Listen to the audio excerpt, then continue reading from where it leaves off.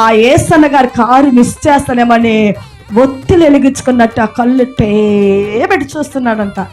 ఆ కారు వస్తుందంట. కారు మందేనా, నా అన్న యేసన్నదేనా ఈయన అలా చూస్తూ ఉంటే లోపలున్న యేసన్న ఈయనను చూశాడంట. ఎవరిని? కాలు ఇరిగిన అతను, నొప్పుతో బాధతో ఉన్న అతను, రే ఆపరా మన రమేష్ కదా, హాగా ఏంద్రా ఇక్కడున్నావేంటే, ఎందుకున్నావు అని కసురుతున్నాడంట. గద్దేస్తుంటా, అన్న ఏం లేదు అన్న, మిమ్మల్ని చూసి వెళ్తామని.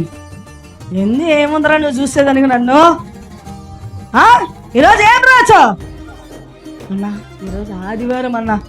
మరి ఆదివారం అయితే ఆరాధనలోనూ ఉండాలి కదా, మరి ఎందుకన్నా దారి మార్గంలో అంత భయం లేదమ్మా అంటే, అన్నయ్యకి ఏదో బాగలేదన్నా మీకంటే, అదేం పర్వాలేదు కానీ నువ్వు.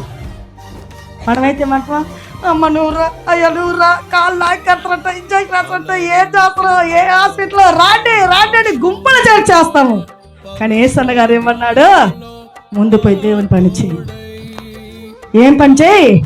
విశ్రాంతి దినం ఇది, సమయం అయిపోతుంది, నువ్వు అప్పుడు మరలా పోయి చేస్తావు. ఆ ప్రజలందరూ కాసుకొనింటారు దేవుని వర్తమానం కొరకు అని గద్దించాడంట. లేదన్నా నేను వెళ్తాను, కానీ నాకు ఇంకా కొంచెం సమయం ఉంది, నీకు బ్రేక్ఫాస్ట్ ఇచ్చానన్న బాక్స్లో, నీ బ్రేక్ఫాస్ట్ తీసుకెళ్ళరా అన్నాడంట. నీ కోపపడి అరిసేసాకే ఇటు తిరగాడంట. తిరిగేలకే సరేదో తెచ్చింది పట్టుకో ఈ అని చెప్పి తీసుకొని, ఫస్ట్ నువ్వు పో మందిరానికి, నన్ను గురించి ఆలోచించవద్దు, బెంగ పెట్టుకోవద్దు, ఏ దిగులు పెట్టుకోవద్దు, నువ్వు పోయి దేవుడి సరే ఎప్పటిలాగా నువ్వు వాడబడు.